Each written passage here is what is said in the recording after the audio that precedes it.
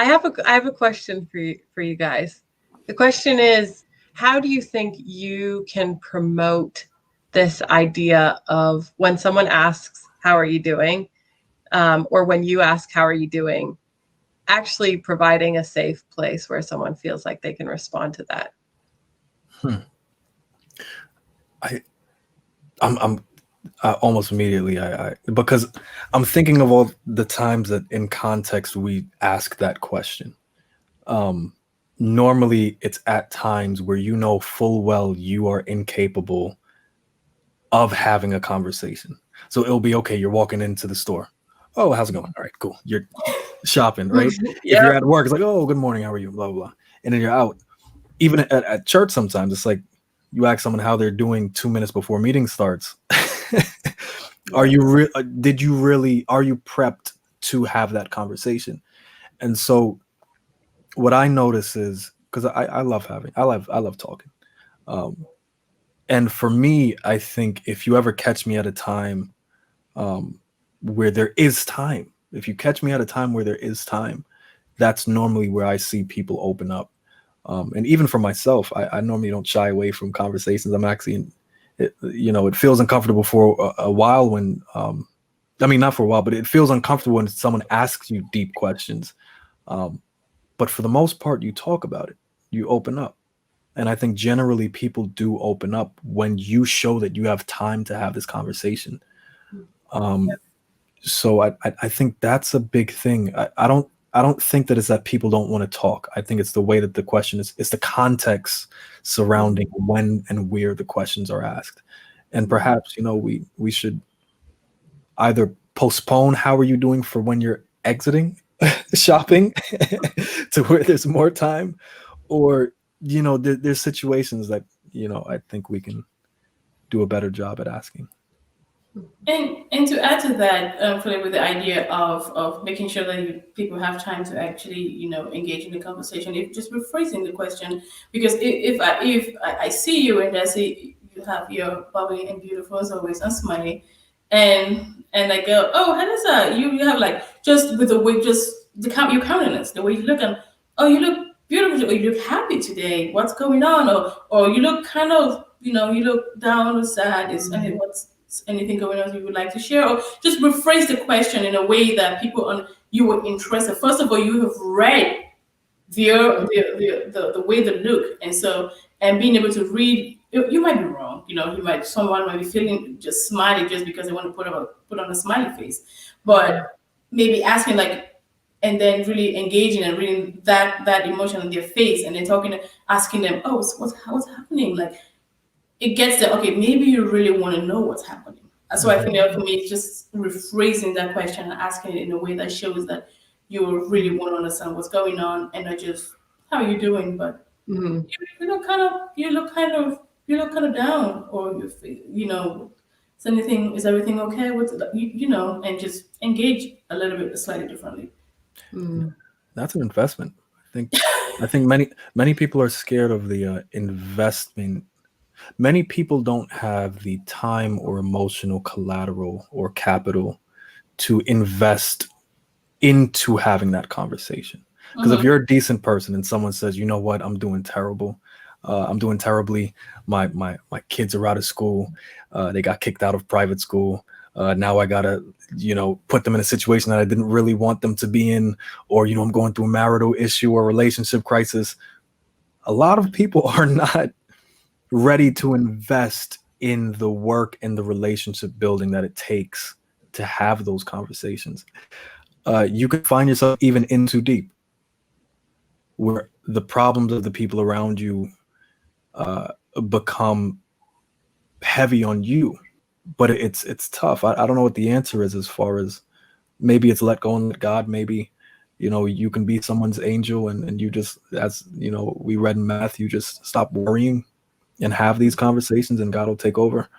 Yeah. But yeah. I think that's a question that I have asked myself, of like, how to hold people's grief and sadness and sorrow and anxieties and depression, how to be a person that's able to hold that, but also exist in my own life and not be worn out by it.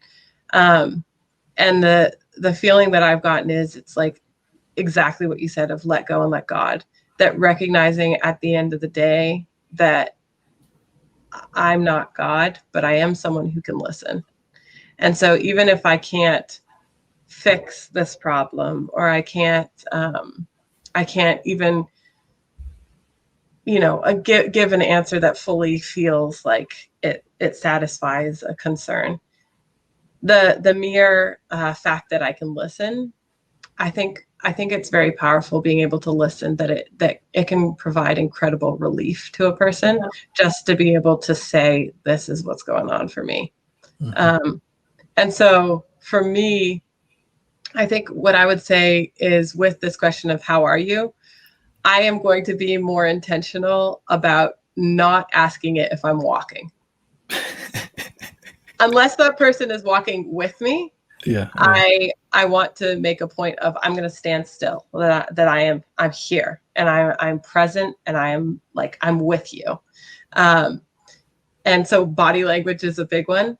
The other thing is, I'm going to make a point of, if someone asks me how I'm doing flippantly, I'm going to stop and I'm going to tell them how I'm doing. Uh-oh.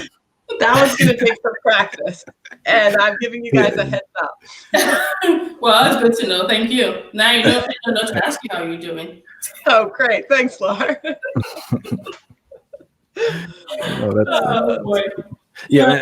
I think that as you touched on something, the idea of sometimes people, the crazy thing about talking and listening is that when people come to you and you ask and they want to engage with you in conversation, is that they're not really looking for you to fix anything.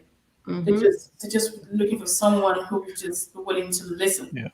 And like Philip and you had already touched on, sometimes you might not be in the emotional space to carry what they want to lay on you. And and it's happened to me a few times, and like just navigating if you want to redirect and be like, how do you begin to handle that? It's like, oh, I can't talk to you about this today because I'm not in the headspace with it. Or do you just sit there and listen and then carry that, even though where I'm going with this is, it's like, it's not every time that you're being taught, your mental, you're in a good mental space to handle every conversation. Yeah. And so I like that, because I think it's, again, going back to the thing of, we're not God. And so there are times where we let our pride come in and we try to help because we want to be that person who's capable of, helping and helping and helping and helping. But there is we have to have some boundaries and reach out for help ourselves if we feel like there's a situation that we're not equipped to actually be helpful in. Yeah, and sometimes too, the person might not know where to go, and just the idea that you have, they might be going through something. You might be the plug for the person to say, hey, I know this person, or there was this place over here, you could go. And, that's still engaging and still directing the person to get the help that they need. So I think that first and foremost is important, that we're receptive to open, to be like, I want to hear what you have to say. But if it's heavy, like, I'm going to direct you over here, because I think that there's people over here going to help you better than I can. Yeah. And I think we got to, I don't know how it became, I can see how it swiveled its way into the polite thing to say when you're talking to somebody. Oh, how are you? I'm fine. How are you? But, growing up, you always hear, oh, don't say the Lord's name in vain, right? And there's a lot of things that we do say in vain, and that's one of them. Because if you really think about it, it's a very spiritual question. You're asking someone technically to reveal to you a glimpse of their universe, the things that, might be dark or might be actually a burden on their soul. Like, imagine speaking to David at his lowest points in the Bible and be like, yo, bro, how are you doing? And David's like, man, let me tell you. Like, it's actually a really spiritual question. And I think what I'm going to do is I'm going to try to not do it in vain. If I know that I don't have the time, or even, actually one of the things another thing that I do that I need to stop is, oh, I'll call you. I'll be in touch. Blah blah blah. No, Yeah. that actually Because irks me. When 'cause someone says I'm gonna call and don't call, oh, I'm that's when sorry. it actually gets on my nerves. Yeah, but because that sometimes can be the answer. Is that okay? I'm asking you this right now, but at least there can be a relationship where it's like, yo, we got to talk, but be genuine to holding to that promise of actually Yeah. picking up the phone. Accountability. Just Yeah. do what you say you would do. Yeah. You know? And we wonder how relationships are so superficial, because how many times you say I'm gonna call, I'm gonna text, and then we never do, or cancel on people 15 It's the times right thing to say. because You hang out with people from like, it's like we don't respect people's time. It's like you can just cancel anytime, or it's that idea of holding yourself to higher. Of course, things happen, plans change, and you have to change them. And there's this whole movement of put yourself first, put you first, where it's like now self-care. we're replacing self-care with self-love. I don't know, that line is kind of blurry, but it still takes a village. That's one thing that we feel on. It definitely does take a village to why we focus on taking care of yourself. We do need help, and I think that when we're present, I'm gonna call you, I'm gonna have a chat with you. We should really hold ourselves accountable to really showing up.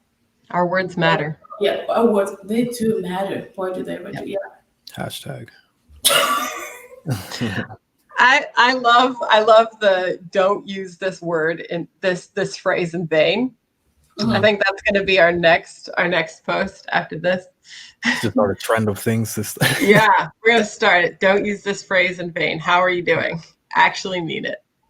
And then follow up. Your words count. Yeah. I'm from New York, and we're not out here asking people how you're doing and actually expecting an answer.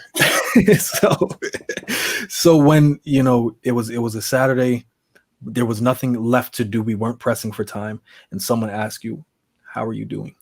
Like, how are you actually doing? Or like, who are you? Who are, like, even that, like there's certain questions and things that we don't receive often enough to think about. And a lot of the stress and stuff that we have, when you can say who you are, what's your values, what's your worth. I just spoke to the CYCers about this today. There's less things to battle with. Once you know who you are and where you stand in the world and who you are as a child of God, everything else is secondary and third place. But yeah, people who can do that, there's a kind of, I don't know how else to say it, but it's spirituality. Energy. It's positive energy and spirituality at its finest, because even in our places of worship, you can sense when that's missing.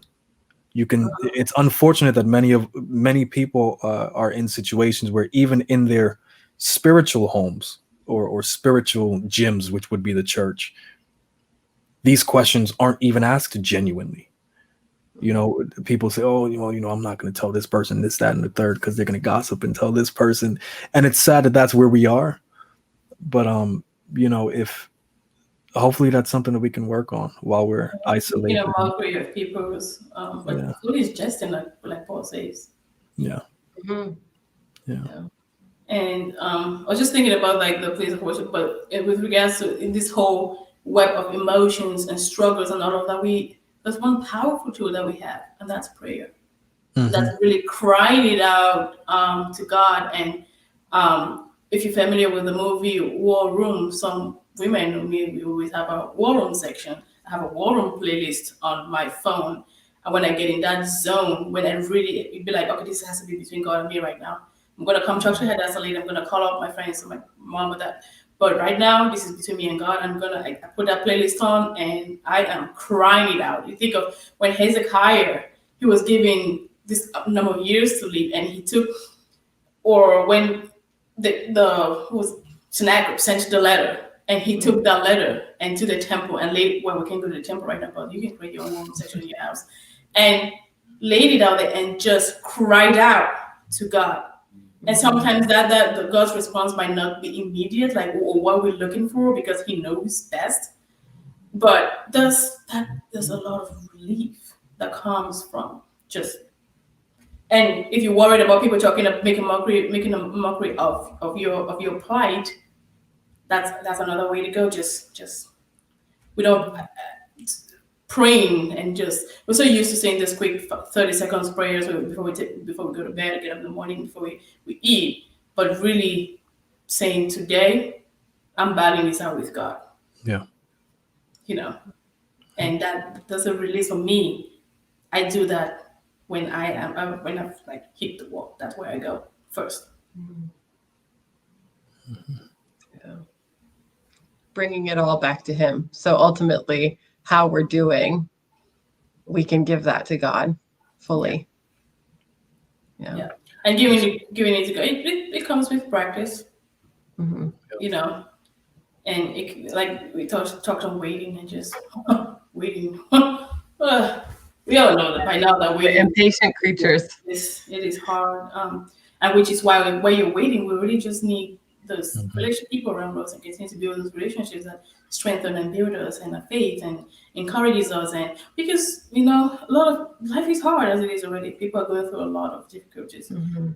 But if you're able to just connect with that one person and make, if you can, like, I think that we have to check in with ourselves as well too. We all have work to do, both on yourself and with like people around you. We gotta express concern for each other, because the one thing that we all have in common. People get mad at me when I say this. Not mad, but a little bit confused. But one thing that we all have in common, if you are a living human on this planet, you didn't ask to be here. You can acknowledge it as a blessing that you are here. But in regards to struggles and the grief that some people get while they're on this planet, we have to remember that we are all united by the fact that we did not ask to be here. By God's grace, we are here, and we can come to that understanding. But when people go through it and they don't understand and they ask questions like why, it doesn't matter where you are as a person in comparison to that person, because next week it might be you. 20 years from now it might be you. But we're united by a lot of things. But that's something that I've been focusing on, is that you can critique people all they want on how they live life, how they ended up where they were, but no one got out a Google Calendar and before they were born and said, okay, at age 2 I'm gonna be this. And it's interesting, and I believe that God helps navigate these waters. And that's what we've been talking about, so the whole idea of having grace and mercy at the same time, and not just towards others, but showing yourself grace and mercy as well, and be kind to yourself. And so, because it's like I think that just because of what the circumstances that's been surrounding, like everything that's going on right now, it's plunging into some very difficult. So even listening sometimes can be hard, because you're expecting someone to say, but just holding everybody's situation and everybody's circumstances and their conversation with just continue to extend grace and mercy, and extend that to yourself as well. And kindness, man, goes a long way every day. You have no idea what we're going through. Yeah, and I think I'd like for us as the Bond of Peace in Christ initiative team, it's a mouthful, to acknowledge the people who did respond to our question, and to say that we see you, we see who you are, and these struggles that you're going through, and we commend you for continuing, and for reaching out, and for being vulnerable and in your honesty. Okay, these are a few of the responses. One person said that they feel stressed, feeling like they need to do it all. One person says they're feeling lonelier than usual, but that they're trying to trust in God and allow him to guide their new path. One person said that they're choosing joy. One person said, I feel tired, sad, and confused at God's plan. One person said, I'm feeling shockingly lonely. Wow. Yeah. One person said, Philip, did you want to comment on that one? I think, well, I'll let you finish. Okay. I'll let you finish before. One person said that they are feeling anxious about going back to work with children, that their work is working with children. One person said that they're feeling just emotionally drained. Another person talked about their struggles with finances, and just feeling mentally drained again, and feeling the struggle of grief.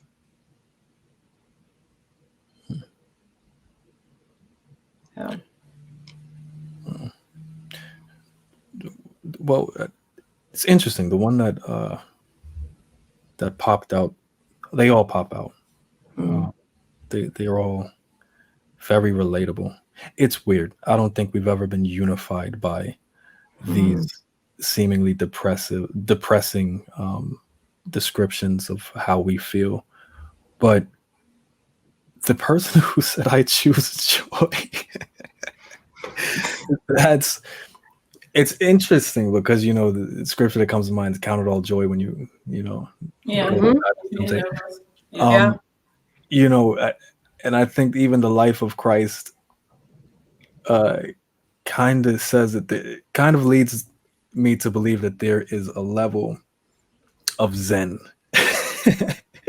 where there's a certain peace of mind that one can attain by which you literally can choose, and not knocking, you know, those who can't choose, their strengths and weaknesses. You know, not being able to choose and being in that zone of your emotions and your feelings can allow you to, you know, to fix things, to be an advocate for certain things. But people who can just say, you know what, I choose joy. I think we do, especially as believers, that's a part of our accountability and our responsibility. You know, and you know, who know, you know, the scriptures is probably like, from what we see in the scriptures and what we know is supposed to take place before Christ returns, you know, we kind of had a head start. But to choose joy, that's I'm not there as yet. Kudos to the person that is there, and to those people who can just do that. But we do have to remember that is an option. Yeah, that is we always have that choice to choose joy. So for me, just because I've been focusing on hope and looking, zeroing on God's plan, and a lot, of course, God has a plan, and we can see by the way things are happening in the world. And I keep going back to Isaiah chapter 40, where he says to Israel, it's like, and we know like we're spiritual Israel, the branch has been grafted into the olive tree, and he says, comfort ye my people, says the Lord, speak ye comfort with Jerusalem, and cry unto her that her welfare is accomplished, and that her iniquity is pardoned, for she has received from the Lord's hand double for all her sins. And it's almost like the world has just been, you know, we've been thinking that we're God and just doing what we want to do. And it's almost like, I'm like, God, there's still that reassurance that he sees and he's gonna pardon. He has a plan. And when that plan comes, he's gonna pardon our iniquities, and he's gonna restore like the earth to what he has determined, like what he restore the earth to what he wants it to look like, what he wants it to be. And for me, that's very comforting. So it's like God, that's like even God himself is like in the scriptures giving us like, continue to comfort one another. God has a plan. So before we end off, I just wanted to read a verse from Isaiah 41, verse 10. And it says, fear not, for I am with thee. Be not dismayed, for I am thy God. I will strengthen thee, yea, I will help thee. Yea, I will uphold thee with the right hand of my righteousness. And I think there's a lot of comfort in those words and many of the numerous verses in the Bible that hints to this time that many of us are approaching for the first time. Many people had situations that turned their worlds upside down prior to this, But for a lot of people, this is a first. And I think we should definitely reread a lot of these comforting verses because they, as I said before, they're hitting a little bit different now. Yeah. And I wonder if it's worth sharing that with another person. So if you're reading really, it comforts you in a way, maybe you should text someone and say, hey, this I read this and this happened, made me think, just continue to think that it's just continue to make sure that we let people know that they are loved and that we care about them and that we're thinking about them. It's just a ripple effect. So if you find something that's encouraging and letting the next person know, and just think that there's a lot going on, we just kind of just like that, everything can change, like we already saying. So every day, kind of have to let people know that we care about them, we love them, and we're praying for them. One day at a time.